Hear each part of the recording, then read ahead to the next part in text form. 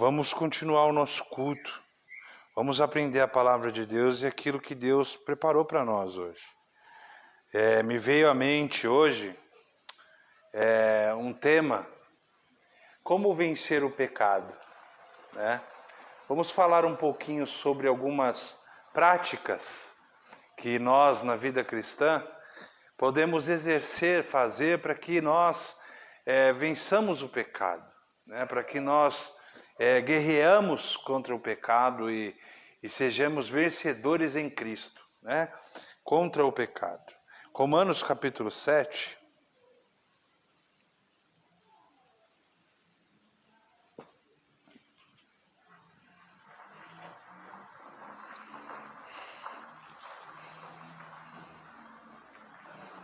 Versículo de número 19.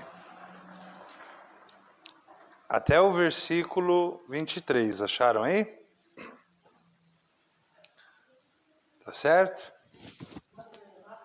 Não, Romanos 7, capítulo 7, versículo 19 ao 23.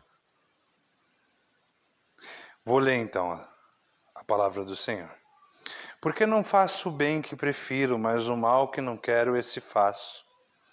Mas se eu faço o que não quero, já não sou eu quem o faz, e sim o pecado que habita em mim. Então, ao querer fazer o bem, encontro a lei de que o mal reside em mim. Porque no tocante ao homem interior, tenho prazer na lei de Deus, mas vejo nos meus membros outra lei, que guerreando contra a lei da minha mente, me faz prisioneiro da lei do pecado que está nos meus membros. Desventurado homem que sou, quem me livrará do corpo desta morte? Graças a Deus, por Jesus Cristo nosso Senhor. De maneira que eu, de mim mesmo, com a mente sou escravo da lei de Deus, mas segundo a carne da lei do pecado. Amém? Até aqui. Aqui Paulo ele se encontra em um dilema, né? Ele diz aí no verso 19 que o bem que ele quer fazer, por vezes ele não consegue. E aí no verso 21 a 23 que a gente leu, Paulo fala de duas leis que estão atuando no corpo dele, na mente dele. A lei do pecado e a lei de Deus. E ele conhece a lei de Deus, né? Ele sabe o que é certo e o que é errado. Mas também ele encontra em si, ele está dizendo, uma lei do pecado. Uma lei, algo que está regendo o corpo dele. E que escraviza o corpo dele para o pecado. Então aqui está a lei de Deus, que é boa, ela é perfeita. Mas aqui está Paulo tendo o pecado no corpo dele, né? E ele diz, e aí ele sabe, o que ele está dizendo é que ele sabe o que é certo e ele sabe o que é errado. Mas ele não consegue por vezes fazer o que é certo, né? Mesmo sabendo o que é o certo e o errado. Ele está dizendo, muitas vezes o bem que eu quero fazer, eu não consigo. E todos nós vivemos esse dilema do apóstolo Paulo, né? A gente tem essa luta contra o pecado. Nós sabemos o que é certo fazer, mas nós não conseguimos fazer, por mais que lutamos contra essa natureza pecaminosa que o apóstolo Paulo está dizendo, né? A lei do pecado que está em nós nos escraviza. E é por isso que se torna tão difícil vencer o pecado. É como se nós tivéssemos essa natureza que está nos forçando a pecar, a fazer o que nós não queremos, a fazer aquilo que nós não desejamos fazer. E aí a gente muitas vezes se sente incapaz de vencer. Porque a lei de Deus, ela é como um espelho. ela mostra os seus defeitos. Ela mostra o caráter de Deus, que é santo e puro. Deus enviou a lei para que o homem soubesse o quanto ele está em pecado, o quanto ele está afastado de Deus e o quanto ele erra. Então, quando a lei veio, o homem teve essa percepção maior de quem ele é, dos seus defeitos, por causa da queda. Porque quando Adão pecou, não existia a lei ainda. Ele pecou e passou anos e anos, e depois de anos e anos, e civilizações, então Deus enviou a lei a Moisés lá no Monte Sinai. E aí a lei, ela agravou o pecado. Ela descobriu o pecado que havia em nós. Mas a lei não tinha o poder de perdoar o nosso pecado, de nos salvar. Ela apenas apontava o nosso erro. E aí o apóstolo Paulo vai dizer que o pecado que está nele, por causa da queda humana, porque ele tem essa natureza corrompida pelo pecado, quando ele olha para a lei de Deus, que diz o que ele não deve fazer, então ele cobiça aquilo que ele não deve fazer. Porque a lei diz, não cobiçarás. Então, por a lei dizer, não cobiçarás, o pecado que está nele, cobiça. Porque o pecado, ele é como um imã para as coisas do mal. É como se nós tivéssemos essa natureza, que é esse imã que atrai as coisas contrárias a Deus, diferentes de Deus. E a lei aponta esse nosso erro. E aí por isso que o apóstolo Paulo diz, miserável homem que eu sou. Né? Lá no verso 24, desventurado homem que eu sou. Porque ao tentar fazer o bem que eu quero fazer, que a minha mente sabe, que a minha consciência sabe o que é bom, eu não consigo fazer. E aí o mal que eu estou lutando por não fazer, eu acabo fazendo. Mas aí ele vai dizer, graças a Deus por Jesus Cristo. Ele vai invocar a Cristo, porque ele sabe que o único que pode perdoar os seus pecados, o único que pode dar uma vida nova para ele, o único que pode fazer com que ele vença o pecado é Jesus Cristo. Então, a cruz de Cristo. Paulo está dando um brado de alegria, um brado de vitória, porque Jesus Cristo venceu na cruz, pagando o pecado dele. E dando agora a ele uma nova oportunidade de viver uma vida para Deus. Então, embora a gente pense que é impossível, Jesus ele veio para nos libertar dessa escravidão do pecado. E Jesus veio nos dizer que é possível vencer o pecado, que é possível viver para Deus de uma forma diferente. E a Bíblia, ela vai dar alguns conselhos práticos para nós vencermos o pecado. Assim como Jesus Cristo, ele venceu, nós também podemos vencer, porque a nossa confiança não está na lei, não está em nós, não está nas práticas religiosas que nós fazemos, nas leis religiosas, mas a nossa confiança está depositada na cruz de Jesus Cristo. E aí a Bíblia ensina que para a gente vencer o pecado, primeiro, a gente precisa se arrepender. Esse é o primeiro passo prático para a gente começar a vencer aquele pecado que tanto nos atormenta. É o arrependimento. Reconhecer o erro. Aceitar que é errado o que você está fazendo e aí decidir mudar. O pecado, ele merece punição. A Bíblia fala que o pecado merece punição. Mas Deus, ele está pronto para nos perdoar. Em Mateus 6,3, quando João Batista estava em Mateus 3:6, diz que quando João Batista estava batizando no Rio Jordão, a multidão que afluía a ele, aqueles que iam a ele, confessavam os seus pecados em arrependimento.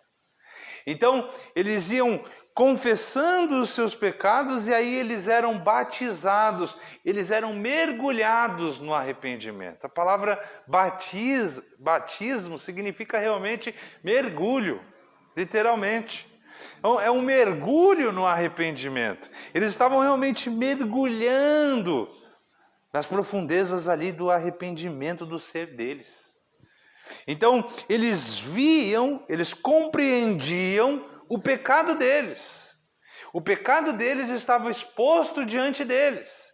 E aí eles confessavam, diz lá em Mateus 3:6, que eles confessavam o pecado deles com a boca. Eles falavam. Eles falavam os seus pecados e então eram batizados.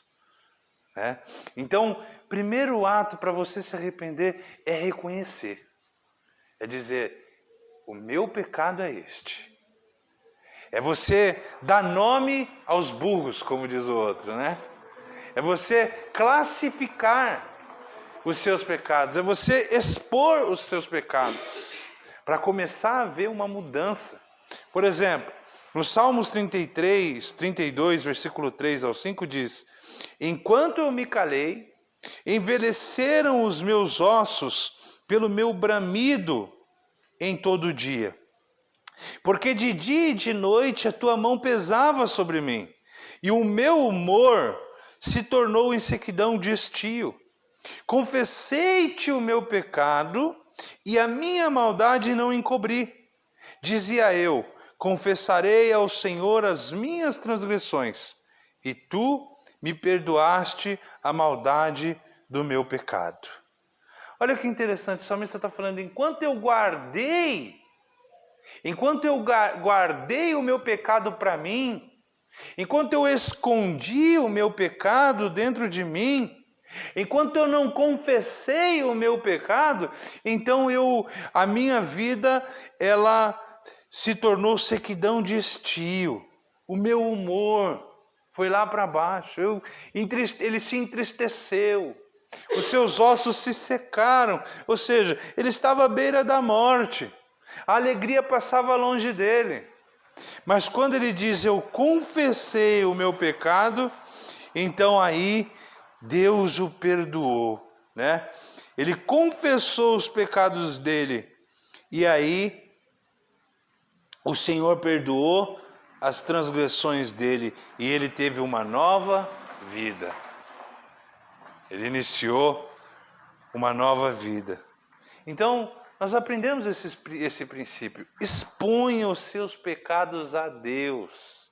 Não os esconda. Traga à luz.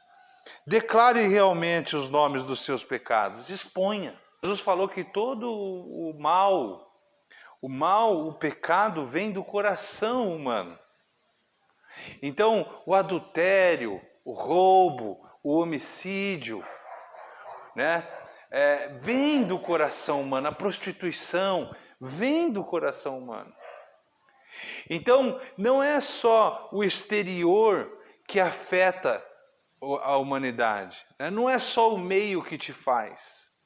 Mas é também o seu interior que está em queda, como a Bíblia diz. Que está em pecado. E isso está sendo produzido dentro de você.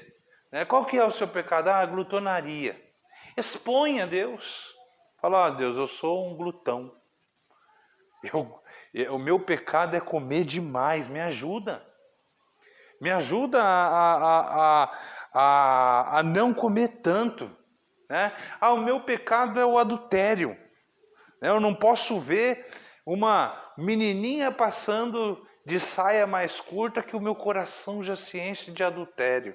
Confesse, exponha, porque enquanto você guarda, aquilo começa a te fazer mal, começa a te machucar e você começa a ter uma vida desgraçada. uma vida infeliz, e aquilo começa a ferir você. Então, declara realmente, olha, é um vício. É a bebida, né? Eu não consigo largar o álcool. Declara a Deus. O seu pecado de bebida é a fornicação, o vídeo pornográfico, a pornografia. Você confessa, fale a Deus, expõe a Deus aquilo que está lá no seu coração, o que você está sentindo. Né? Às vezes um pecado que vem ali, tem pecados que te acompanham desde a sua infância. Então a gente não consegue se livrar muitas vezes, e a gente luta contra isso, como o apóstolo Paulo está dizendo. Mas a gente não pode perder as esperanças. Segundo ponto peça ajuda a Deus. Para você vencer o seu pecado, peça ajuda a Deus. Por exemplo, 2 Crônicas 7,14 diz: se o meu povo, que se chama pelo meu nome, se humilhar e orar, buscar a minha face e se afastar dos seus maus caminhos, dos céus eu ouvirei e perdoarei o seu pecado e curarei a sua terra. Olha o que Deus está dizendo. Se você se humilhar, se você buscar, se você orar, então eu vou te ouvir.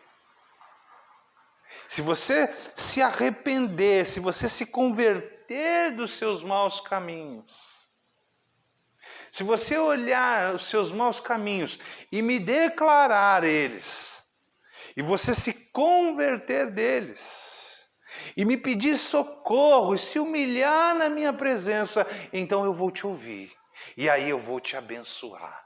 Eu vou abençoar a sua terra, a sua casa. Vou encher de frutos, de pomares, de alegrias, de flores.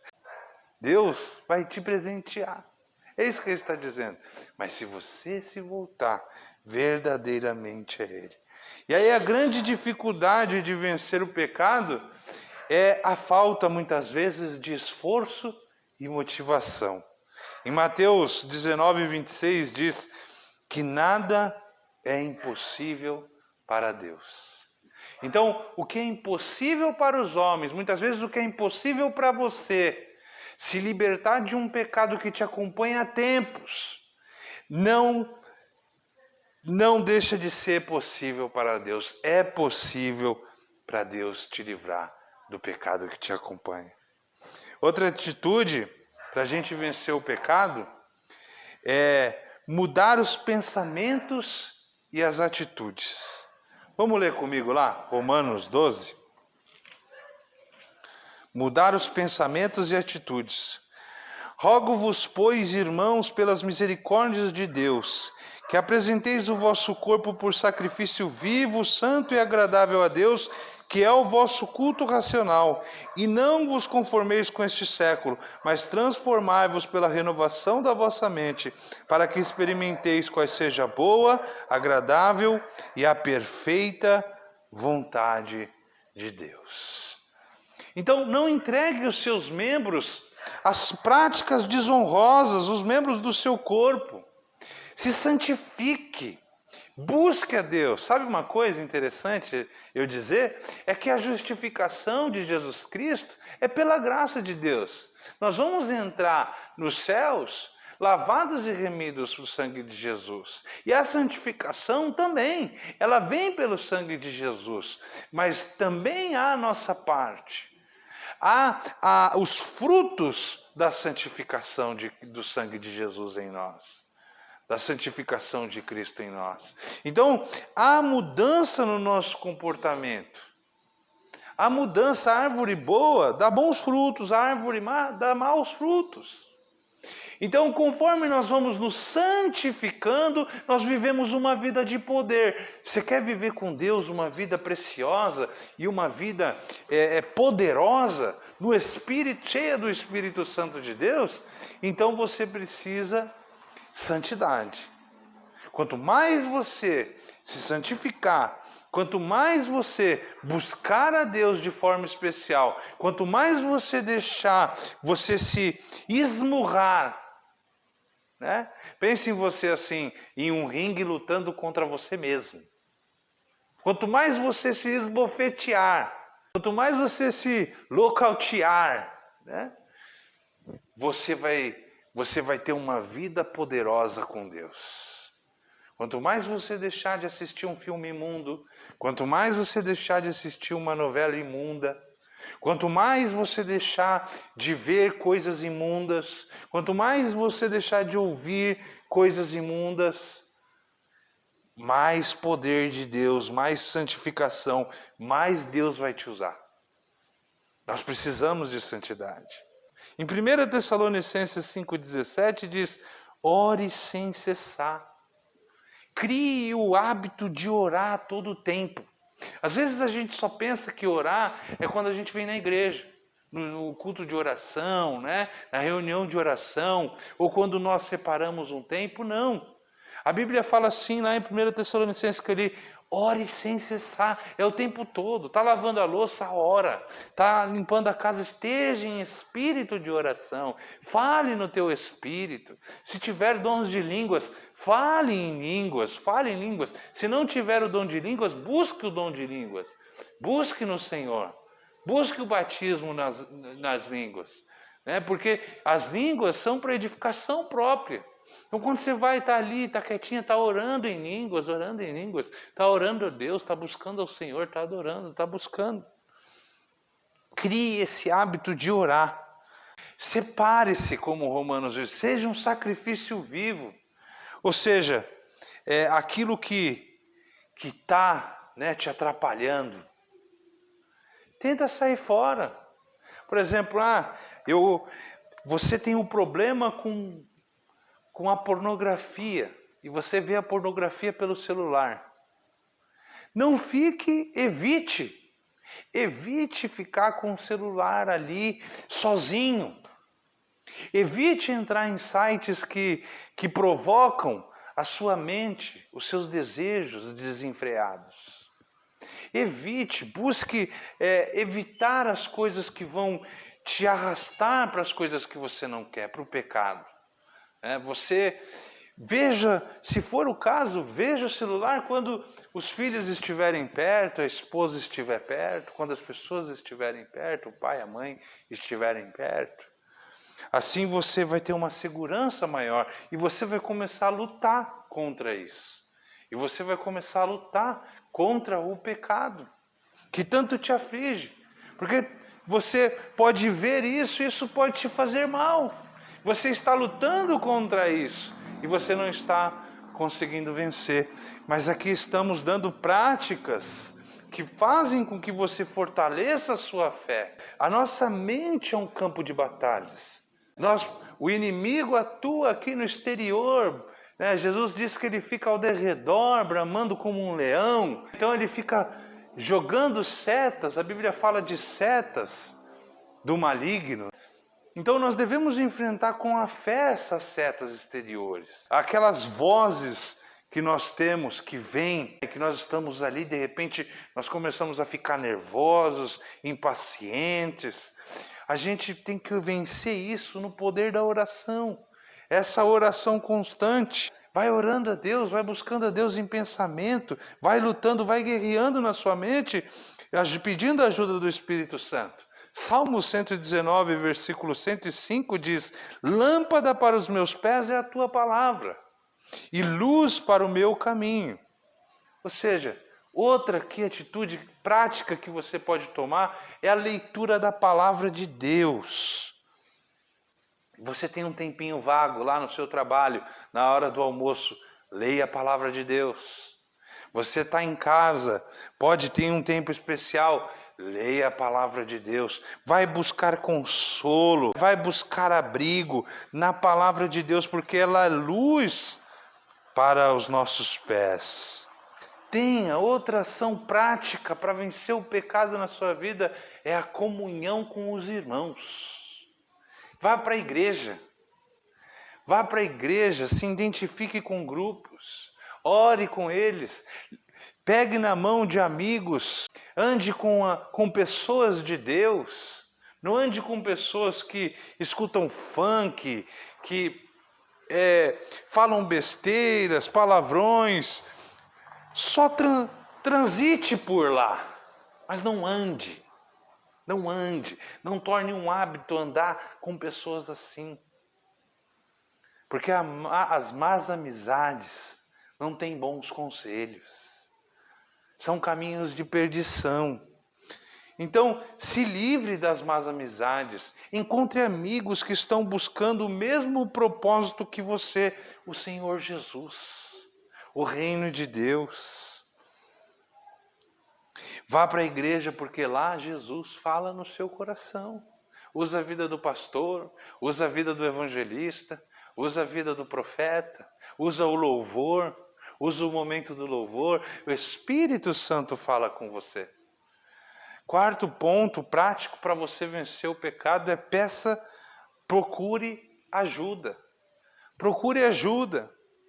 Os pecados mais difíceis de se combater são aqueles que se tornam um hábito na nossa vida. E para vencer esse pecado, que é um hábito, que você não está conseguindo vencer, exemplos, palavrão, qualquer outra coisa que seja, um filme imundo, vestimentas, hábitos que você está tentando vencer, mas não consegue.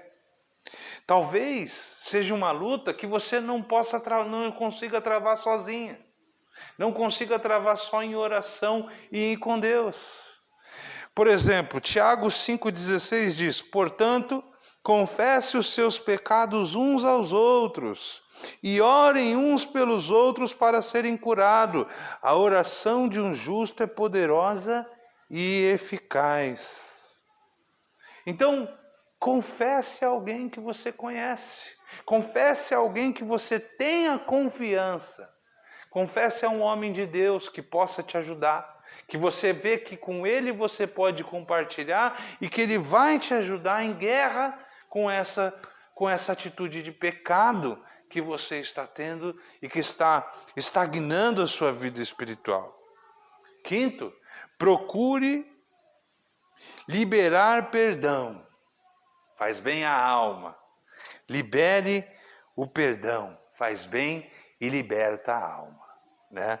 Em Marcos 11, 25 ao 26, Jesus nos ensina assim: e quando estiverem orando, se tiverem alguma coisa contra alguém, perdoem-no, para que também o Pai Celestial perdoe os seus pecados. Mas se vocês não perdoarem, Deus não perdoará os seus pecados. Este é um princípio espiritual. Quando nós liberamos o perdão, então as nossas dívidas com Deus, os nossos pecados com Deus, também vão ser perdoados. Deus vai nos ouvir de uma forma especial. Então, não crie raiz de amargura no seu coração. Isso paralisa a nossa vida espiritual. A amargura. Ciclano, fulano de tal me fez isso, me fez aquilo. Você passa uma vida inteira tendo certos tipos de problema que já contaminaram o seu coração, o seu espírito, a sua alma. Então existe uma barreira, existe um muro entre você e aquela pessoa. É só ela falar um A, você já saca das armas, né? Já fica armado, já tem o colete, já a metralhadora.